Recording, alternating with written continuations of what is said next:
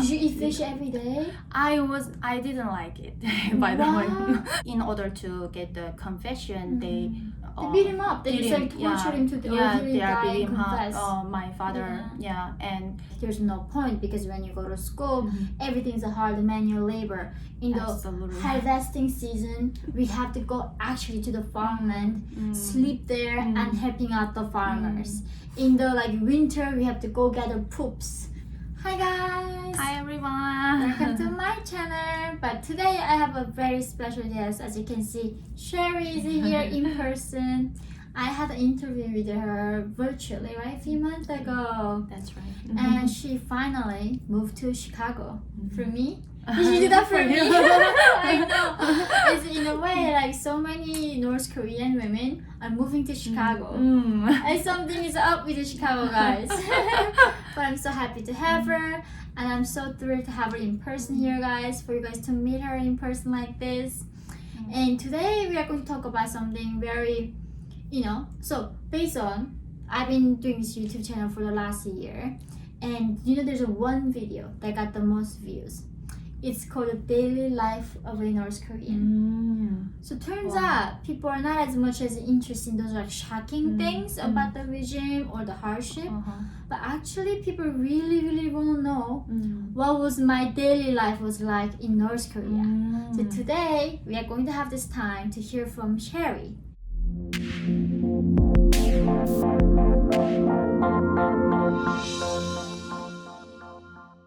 So how was your daily life when you were back in North Korea? So you can give me like run through from when you wake up, what you do, for the daily life of a normal day and the weekend. Could you give me that?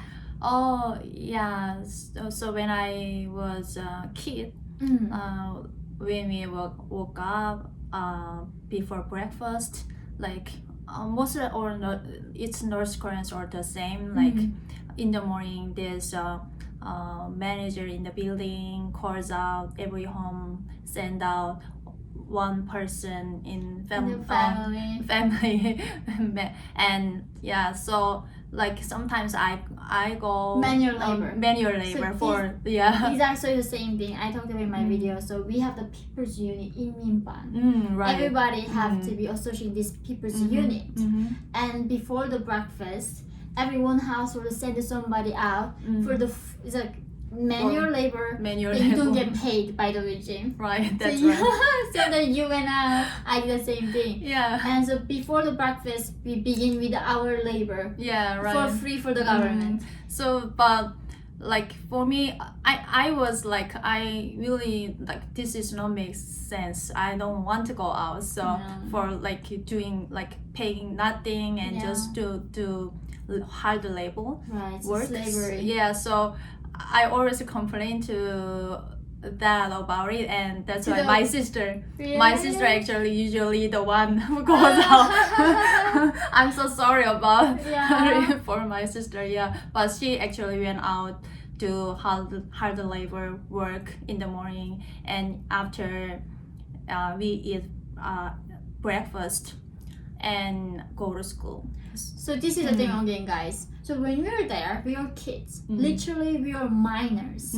But they don't care. In North Korea, there's no concept of minor, like 미성년자, right? Like everybody is a revolutionary. We all work for the revolution of the party. So even though we are kids, literally, we have to go out. The laborers were like going to dam, to farming, monegi, or like cleaning up the road, going to like the breaking the rock at the railway. Really hard physical labor. They get the kids to go do it. That's right. Not thinking about that's a crime. Yeah, children they don't care. No, you're like 10 years old, 12 years, doesn't matter. You all have to go work for the regime. Right. So what did you eat for the breakfast then? What did you guys eat? Normal day, not the holidays. Normal day, like my family wasn't like really suffering like starvation, so just normally rice with the other fish and oh wow. Yeah. Did you eat fish every day? I didn't like it by the way. My sister prefer to eat fish, but I prefer to eat meet. Oh, so because your father was an official, right?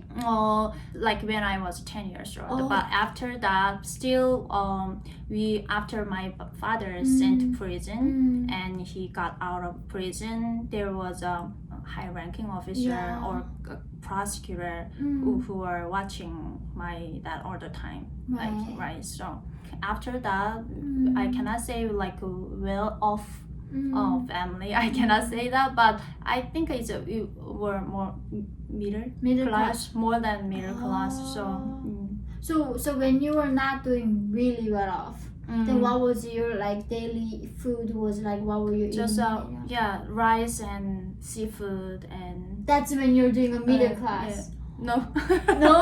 Oh my god. So when you're actually after your father was arrested and then you became like everybody else, you're not the elite anymore.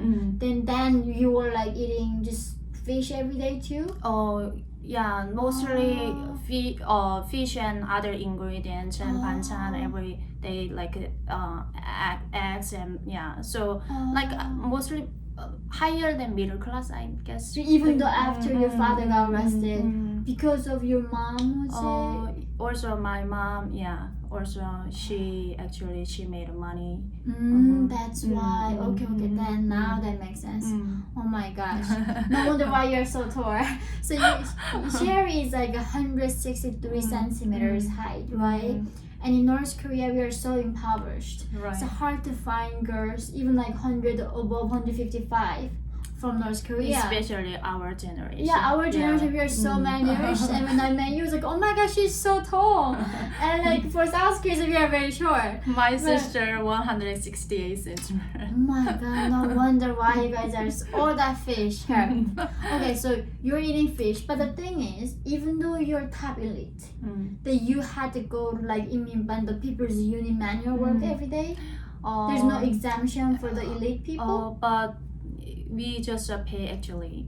You paid money. Eventually. Money instead going out. So I actually, when I was in school, I didn't really do hard labor work like going farming or like do some like hard labor work what we supposed to do, right? So, So here's again, guys, when we're talking about school, right? People asking me, did you go to school in North Korea? Like there's no point because when you go to school, everything's a hard manual labor. In the harvesting season, we have to go actually to the farmland, sleep there and helping out the farmers. In the like winter, we have to go gather poops for the fertilizer to bring them to the school. In the summertime, we bring the dead skin, rabbit skin, and to bring the what like a rabbit food, the like salad they call, but the plants for the rabbit. So everything is all manual labor. But now, like just Sherry said, because some people are more equal than others in North Korea, it's literally the animal farm. That these elite people who bribe and they get the exemption. And this is how country becomes so corrupt. It's really the one of the most corrupt country right now. Yeah, so North now, Korea is so corrupt. Why? So now, okay, we made it to breakfast. So you go to school. What did you learn? What did I learn? Actually, I like high school. I went to elite high school in Haeryang City. Oh, okay. So was that some science school or was it what kind of school? It's like in North Korea when we say like 일 중학교. Oh, I know. Yeah. Where the geniuses go. That's not genius actually, but just like when like you have some like power or money, you can get in. So it's it's embarrassing to say elite school, but what in North Korea we say like top school. Right, so again here guys, like North Korea is a communist, right? Let's be all equal. But no. In real life, in America there's a private school and public school. They're really, really good private schools. But in the communist North Korea, the same thing. The regime started this, every district has like this called the number one school. That is all the elites, powerful people, their children go. So you went there. I went there, and so most school they don't have a computer, but we had a computer in school, and we learned. Yeah, but actually the funny thing is, at that time, now I know North Korea built some like their own internet Intranet. It's system. called intranet. It's not Intranet, right? internet, yeah. Intranet. Mm. So, but at that time, we just had a computer, but we didn't have intranet. So Did it's you like have electricity though? at school. Yeah. Yeah, we did. Yeah, not often, but yeah. Sometimes we it had- is electricity. Sometimes we have. So it's like I think it's North Koreans' life is just way too simple because we don't. There's not much things to do, right? Yeah. Enjoy or like we don't have. There's no electric- entertainment. There's no entertainment. Yeah. There's no electricity. Yeah. So in school, like most of other schools, we learn, of course, learn Kim Il Sung's Kim family's revolutionary history. That was a important Number one number subject, one yeah. subject. Or that propaganda. And other or like at that time, actually, other schools, because teachers also suffering starvation. So that's why. But our school was teacher. They were okay. Yeah. They come to school every day. So yeah, we learn math, science, and physics, all those things, and Okay. also I learned how to type Type on the computer. on the computer, but it's a totally different. Typing the Typing, Korean. yes. Okay, typing. Okay. So it was useless. I heard from people like who went that first middle school, high school, like special schools, they teach you how to draw a star, the revolution star with a mouse, right? So that's why in North Korea, the computer education, not about coding, not about anything, just like drawing a revolutionary star with a mouse. That's the most important thing. Yeah, drawing a star. I was like, what? That's what you learn? But okay, so after this morning class, what do you do with the lunch? Does the school give you lunch or you do the bento box? School, bento box. You bento bring your own box. bento box. Bento box and eat lunch at school. And after came home, and we don't have electricity, right? But sometimes we have electricity, and also in my home we had some there's Right. this So how can I machine, say- you burn the oil at home. You get like separate electricity through the thing. So it's like kind of your own generator. It's like electricity generator. The really, really rich people have that. So we at home we watched all family gather together. We watched foreign movies and dramas, but as you know, it's illegal in North Korea, so we covered all our windows with the blankets. No, And like so lights. no lights. Yeah. So yeah, that's what I did mostly when I was in North Korea, and also in my home we had a game player, Mario game. Yeah, So very that was cool. the most fun thing I remember, like when I was in North Korea, So also game player is illegal in It's North just Korea. illegal. So yeah, my sister and I, we used to play Mario game a lot at home. So like now, let's say you ate lunch at school. Then in the afternoon you don't have classes, or you don't have more like mobilization. We do have classes, but some like there's mobilization. Then I just come home, like that's how because you pay the money. So here again, it's the same with the normal schools, right? We go to school. Sometimes we bring the bento box, or you go home, eat, and go back to school. In the afternoon, you bring your work clothes, not the school uniform. Like afternoon is like work time. So in the morning, you go. So before when you get up, you work for the regime. You eat breakfast, you go to school, and be brainwashed. And then you eat lunch, and then go back That's to right. school, bring your work clothes as a kid, and then work all day afternoon. Sometimes like 10 p.m. for these kids. Like literally barely, like there's a monegi or like the harvesting, you know, like gimmagi where like there's really no machines in the farmland, or children get mobilized.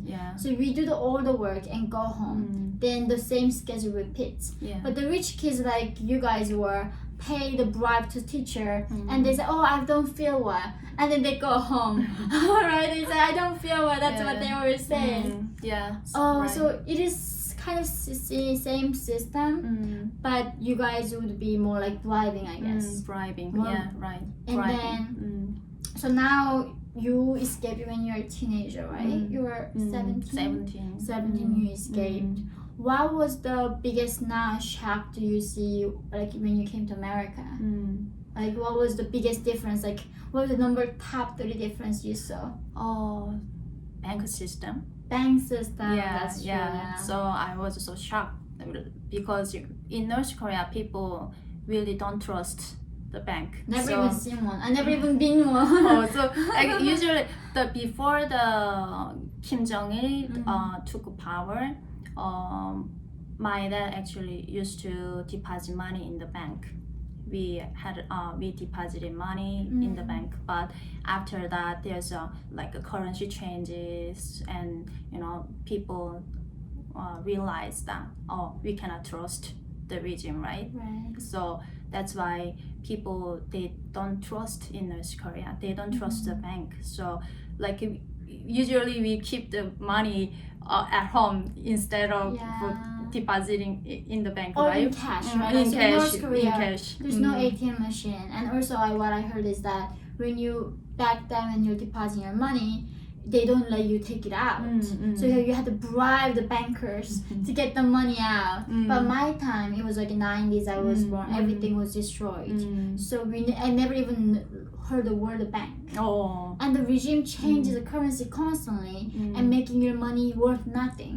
So holding North Korean currency means nothing. So now North Korea is only keeping the US dollar and Chinese one. Right? The North Korean money becomes just trash. Because the regime always changing the currency. Right. So that was bank, that the people using bank and trusting you can get your money out is that is a big shock. So first time when I came to the US, like the first thing you need to do, open a bank, right? Without that you cannot do anything. So that was a very the most shocking thing for me. Interesting. So what are number 2, top 2? Top 2, lawyers. Lawyers, yeah. Did you know what that was? I knew but the concept was totally different. Like what I knew about lawyers in North Korea was lawyers what they do is explain North Korean's law.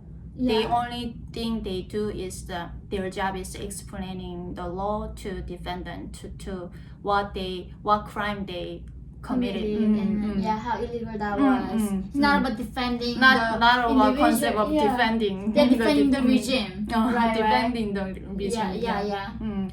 So and like my father was the same. Like the first thing they do is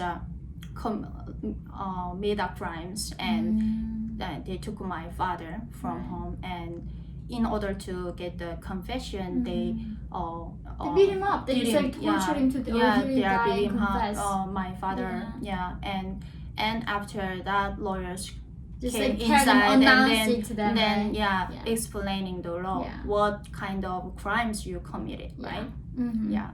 And after I came to the US, when I learned about lawyers, I was so shocked. What lawyers defend the defendants, right? Not the regime or government. So it was a really amazing thing. What an amazing thing for human beings, that we have a law. I mean, for me, is that of course now we are talking about the criminal law, right? That for me, when I heard there's a murderer, they have to get a public lawyer, even, right? Even the murderers get the lawyer for them to represent their view. But not only that, for me, is I never heard of something called a contract. Right? In North Korea, when you even swap the house, you don't have one single paper. We say, let's swap the house, and then we swap. It's a by or saying, right? Words. But in America, every single thing requires a lawyer with a contract. And then what does it mean being sued? Remember? I was like, what? Why? What do you mean being sued? I was like, in America, everybody can sue you. And I'm like, what? In North Korea, that's the thing. In a way, it's so corrupt and horrible country. people are still so much very innocent. When we say like I'm gonna sell you my house, that means something. Here in America, without the contract, what you say doesn't mean anything, right? So that's when I was like, wow, there's a lot of different lawyers, the corporate lawyer, like bankruptcy lawyer, the criminal law, so many different like lawyers to protect the people. Anyway, so the one last one, what would that be? That was children law. Yeah. Labor and exploitation. Right. The minor protection. Yeah. That was like this is the country where respect human beings, and you know, in North Korea, as we just said, children are exploited. And I mean, like everybody, but especially children, like their age, like in the US, most curriculum focus on like fostering their creativity or like teaching like variety things. But in North Korea, only what we learn is from the morning to evening, afternoon, or we were brainwashed, right? Or they, and then you know, you must to go to farming. You know, that was a really amazing thing for me. Wow. I mean, that's the thing, like for me, is that I went to South Korea when I was American age, 15 years old. And then they're talking about like puberty. Like yes, puberty. I never heard of such a thing in North Korea, right? There's no such a concept like teenage girls having hard time and they get rebellious. Like, no guys, that's when the people here talk about like the gender is like made of construct, right? For me it's like puberty is.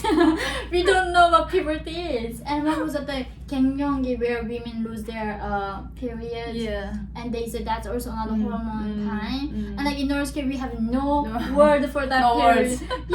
So it's, you know, thing is minor. We never had a like 미성년자, like what's a minor, and like this is really makes sense. Like this society is such a made to protect the weak, protect the vulnerable people.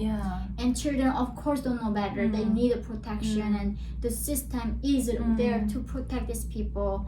I think this is the biggest difference with the North Korean regime and this free world, is that this world exists for the people. And so most everything was for me like I was surprised by many things. I know. It's a thing that's like the fact that you know what puberty is. That's a real privilege, guys. I know this is such a.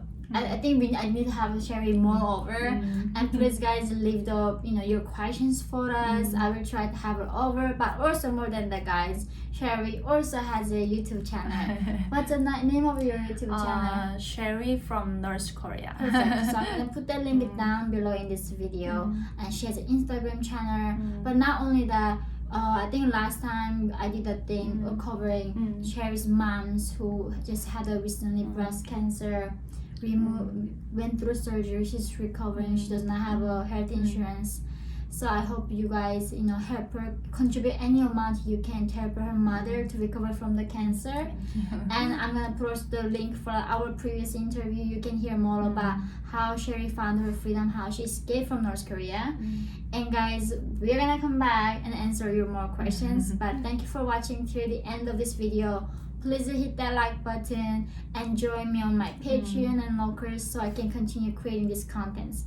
Love you guys, and we will see you next time. Thank you. Bye.